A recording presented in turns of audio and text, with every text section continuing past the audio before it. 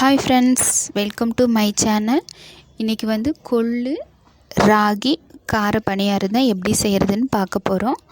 இது வந்து நல்ல வெளியே வந்து நல்ல கிரிப்ஸியாகவும் இருக்கும், உள்ளே நல்ல சாஃப்டாகவும் இருக்கும்.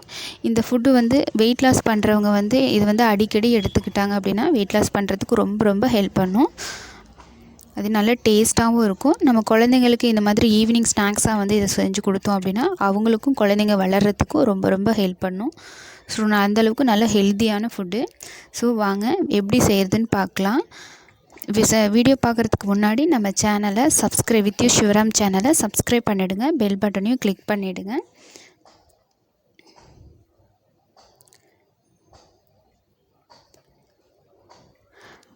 வாங்க கொள்ளு ராகி கார பணியாரம் எப்படி செய்கிறதுன்னு பார்த்துருவோம். ஃபஸ்ட்டு அரை கப் இட்லி அரிசி எடுத்துக்கலாம். நீங்கள் எந்த கப்பில் வேணால் எடுத்துக்கலாம். அந்த கப்பில் மற்ற எல்லா பொருளையும் அளந்துக்கோங்க. ஒரு கப் கொள்ளு எடுத்துக்கலாம். ஒரு கப் ராகி எடுத்துக்கலாம்.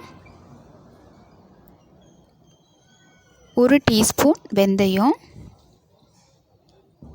இதை நல்லா கழுவிட்டு 8 மணி நேரம் இதை வந்து ஊற விட்டுறலாம். அப்படி இல்லை நீங்கள் காலையில் ஊற்றுறதா இருந்தால் நைட்லேயே ஊற வச்சுட்டு காலையில் ஆட்டிக்கோங்க. இல்லை சாயந்தரமாக ஊற்றுறதா இருந்தால் காலையில் ஊற வச்சுட்டு சாயந்தரமாக ஆட்டிக்கலாம். இதை வந்து நல்லா திருகி விட்டுட்டு நல்லா ஒரு 5-6 டைம் நல்லா வாஷ் பண்ணிக்கோங்க. இந்த அளவுக்கு தண்ணி தெளிவாக இருக்கணும். இப்போ பாருங்கள், நல்லா 8 மணி நேரம் வந்து ஊறிடுச்சு. இப்போ இதை வந்து கொஞ்சம் கொஞ்சமாக மிக்ஸி ஜாருக்கு சேர்த்துட்டு நல்லா நைஸாக அரைச்சி எடுத்துக்கலாம். அதுக்கு ஃபஸ்ட்டு மிக்ஸி ஜாரில் 2 வரமிளகா சேர்த்துக்கலாம். உங்களுக்கு காரம் அதிகமாக வேணும் அப்படின்னா நீங்கள் இன்னும் அதிகமாக கூட வரமிளகா சேர்த்துக்கலாம்.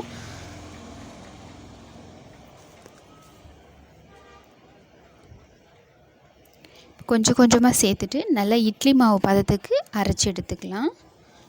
பாருங்கள், இந்த மாதிரி தான் இருக்கும் அரைச்சா. பாருங்கள், இப்போ எல்லா மாவையும் அரைச்சி எடுத்தாச்சு. இதில் தேவையான அளவு உப்பு சேர்த்துக்கலாம். இப்போ இதை நல்லா கலந்து விட்டுடலாம்.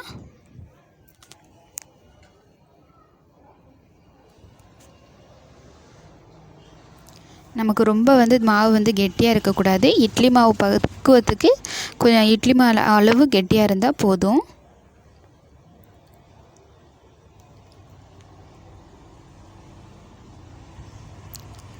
இப்போ ஒரு கேரட், ஒரு கைப்பிடி அளவு கருவேப்பிலை இதையும் சேர்த்துட்டு இப்போ நல்லா கலந்து விட்டுறலாம்.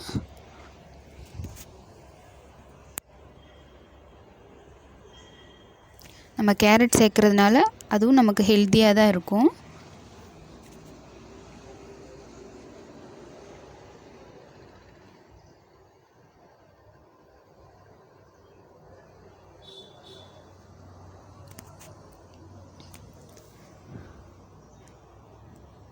ஸோ இட்லி மாவு பக்குவத்துக்கு இருந்தால் போதும். இப்போ இது வந்து ஒரு 1/2 hour ஊற விட்டுறலாம். இப்போ இதுக்கு தேவையான வெங்காயம் வந்து ரெடி பண்ணிக்கலாம்.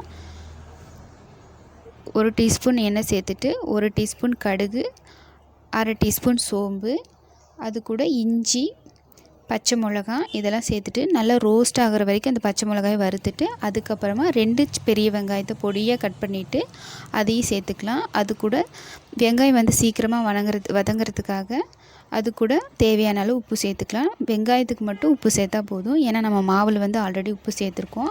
வெங்காயம் வந்து கண்ணாடி பதத்துக்கு வதங்கினா போதும். இப்போ அதையும் வதக்கிட்டு நம்ம மாவு கூட சேர்த்துக்கலாம். மாவு வந்து இப்போ கொஞ்சம் திக்காக இருக்குது, கொஞ்சமாக தண்ணி சேர்த்துட்டு கலந்துக்கோங்க.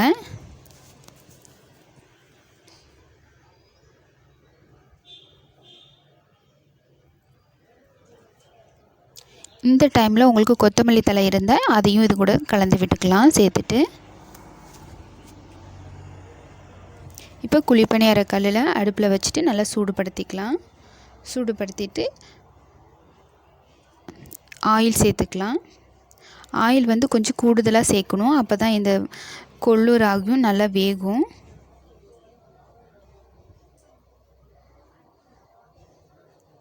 அந்த குழியில் 1/4 கப் அளவுக்கு நான் வந்து எண்ணெய் சேர்த்துருக்கேன். இப்போ என் மாவு வந்து ஊற்றி எடுத்துக்கலாம்.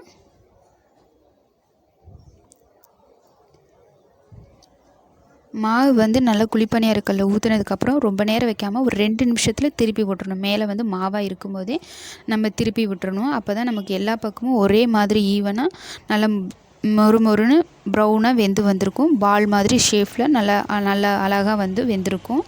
அதுக்கப்புறம் திருப்பி விட்டு ஒவ்வொரு பக்கமும் நல்லா திருப்பி விட்டு ஒரு 10 நிமிஷம் வரைக்கும் வேக வச்சுக்கோங்க. கொள்ளு வந்து வேகிறதுக்கு கொஞ்சம் டைம் ஆகும். அதனால் ஒரு 10 நிமிஷம் திருப்பி விட்டு நல்லா வந்து வேக வச்சுக்கோங்க. ஒரு 10 நிமிஷம் வச்சா நல்லா வெந்துடும்.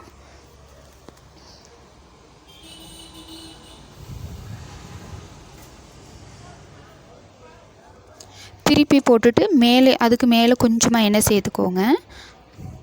அப்போ வந்து நல்லா வேகிறதுக்கு வந்து எண்ணெய் கொஞ்சம் ஹெல்ப் பண்ணும். எண்ணெய் சேர்த்தா தான் கொஞ்சம் நல்லா முருகலாக நல்லா வெந்து வரும். இப்போ பாருங்கள் நல்லா வெந்துடுச்சு. ஸோ இப்போ எல்லாத்தையும் எடுத்துடலாம்.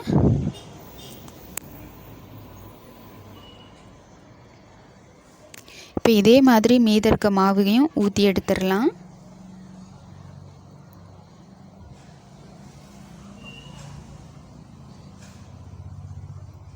ஸோ அவ்வளோதான் ஃப்ரெண்ட்ஸ், நல்ல சுவையான நல்ல ஹெல்த்தியான கார பணியாரம் வந்து ரெடி. கொள்ளு ராகி கார பணியாரம் வந்து ரெடி. இது வந்து வெயிட் லாஸ் பண்ணுறவங்களுக்கு ரொம்ப ரொம்ப ஹெல்ப் பண்ணும். இதை பிரேக்ஃபாஸ்ட்டாக எடுத்துக்கும் போது நம்ம அடிக்கடி இது பிரேக்ஃபாஸ்ட்டாக எடுத்துக்கிட்டோம் அப்படின்னா நமக்கு வெயிட் லாஸ் பண்ணுறதுக்கு ரொம்ப ஹெல்ப் பண்ணும். இது ஸ்நாக்ஸ் டைம், ஈவினிங் ஸ்நாக்ஸ் டைமில் இந்த மாதிரி செஞ்சு கொடுக்கும்போது ரொம்ப ஹெல்த்தியாகவும் இருக்கும்.